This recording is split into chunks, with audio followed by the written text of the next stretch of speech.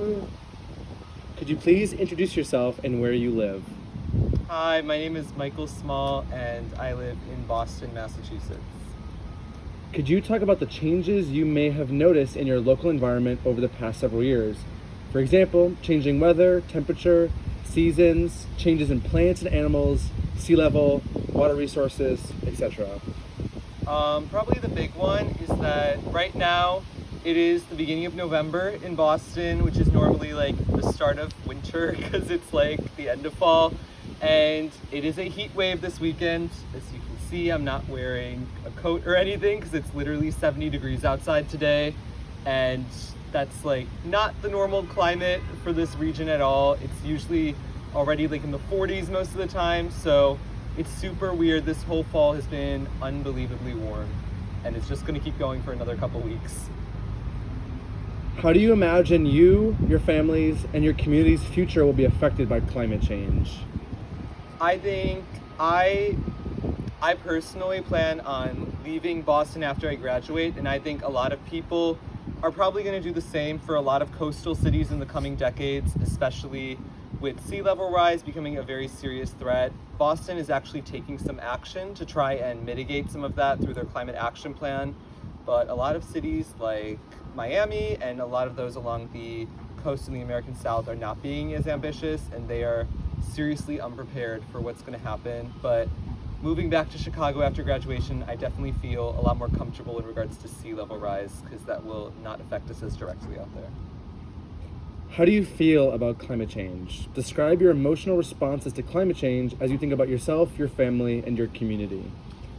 I think climate change is super anxiety inducing just because of how kind of unknown a lot of the consequences are and the way we can't even fathom what a lot of this is going to mean for our lives.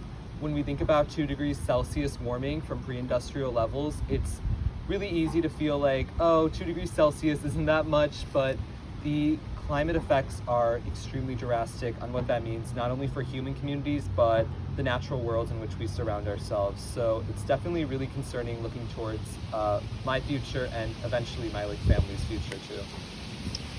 How do you imagine the future? What kind of world would you like to see in terms of the relationship between different groups of humans, between humans and the natural world, between humans and the climate?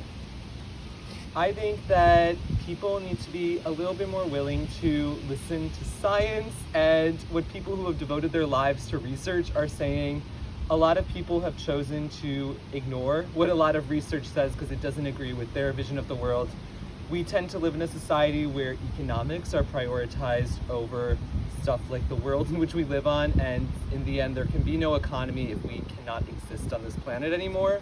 So I'm really hopeful that we continue to follow stuff like the Paris Agreement that obviously is super politically motivated. We are constantly joining and leaving it depending on who the politicians in charge are. But I'm hopeful that maybe as some of these more events become a little bit more pronounced in our lives, we'll realize we have to take action, and hopefully it won't be too late.